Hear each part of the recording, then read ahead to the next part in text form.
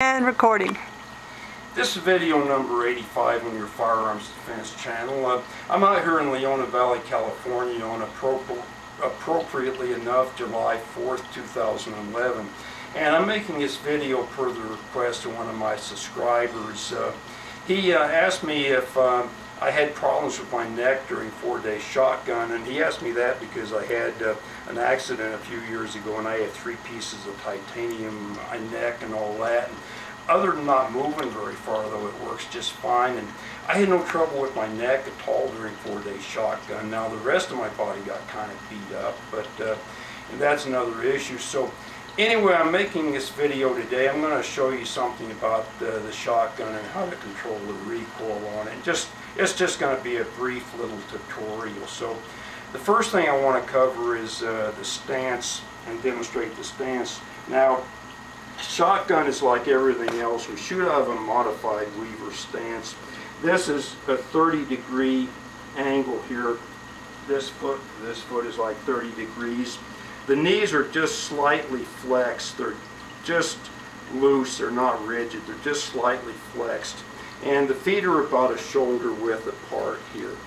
And the reason for that is, besides helping control the recoil of the shotgun, the big reason for that, if you're engaged in an urban warfare situation and you're out there shooting at people and being shot at, you want to be able to move. You know, you don't want to be rooted to one spot. So that's the reason for the stance like this and the ease of flexibility.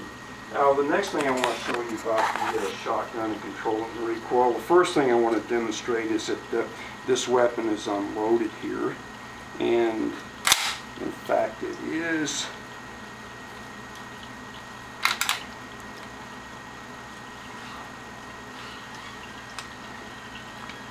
Okay, the next thing I want to demonstrate about the shotgun is the placement of the stock in the pocket here.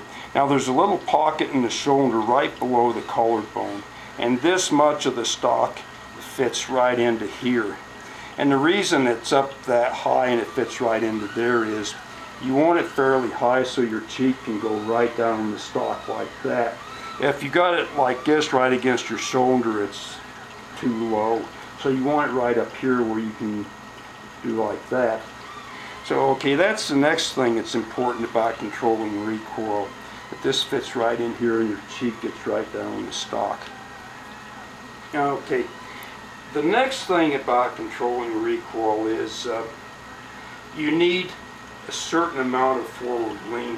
Now, when you see amateurs shoot a shotgun, you'll see people who have no knowledge of how to shoot a shotgun, and a lot of amateurs, they'll stand with it, they'll have it like this, they'll have the stock jammed all the way against the shoulder. They'll be up like this and like this. And when they discharge a weapon, of course it drives them back and they get this number. Now, that's not what you want. The whole purpose of the stance and everything else is to control the recoil. So what it looks like when you're controlling it, you get a lot of forward lean like this. As the instructor said during class, when you think you're leaning too far forward, that's just about far enough. Now here's one more little fine point I want to demonstrate, and in the interest of demonstrating safety, I'm going to use this stick here because I don't want to cover my camera person with the muzzle. When you're holding the shotgun, the elbows should come in like this. The elbows shouldn't be out like this. That's another hallmark of somebody who doesn't know how to shoot. You want to fold the elbows under and in like this, so that when the weapon discharges, the recoil will act as a spring more like this. Now,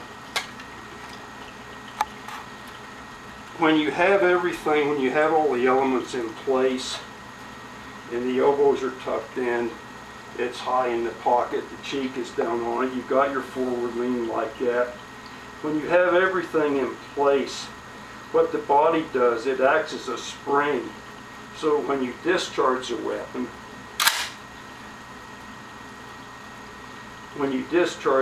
you take your press. When you get the recoil, you'll get this, and you'll come right back down on the target or the next target. You won't get driven back like you will if you're up like you shouldn't be.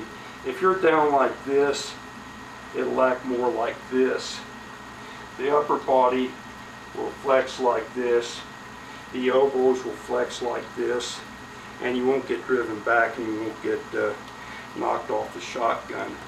And that's just about the end of this video. I can't think of anything else I need to do that's important. So this is your Firearms Defense channel signing off on video 85, and I'll see you on video 86.